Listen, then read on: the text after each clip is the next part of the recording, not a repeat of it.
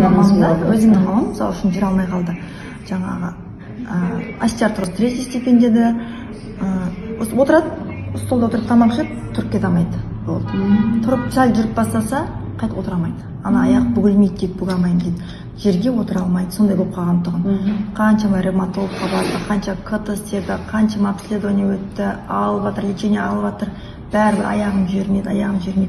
Массаж қаншама курс алды.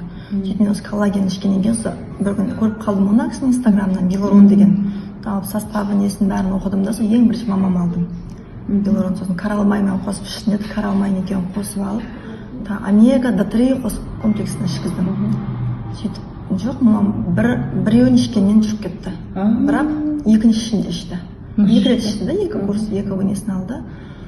Мамаңыз қанша жаста? 60-дан асып кеткен, 63-те ма? Вообще аяғы бармайды, қазір ауырмайды. Жерге отырады, немерелеріне қарап, как жұмыс істеп жүр қазір.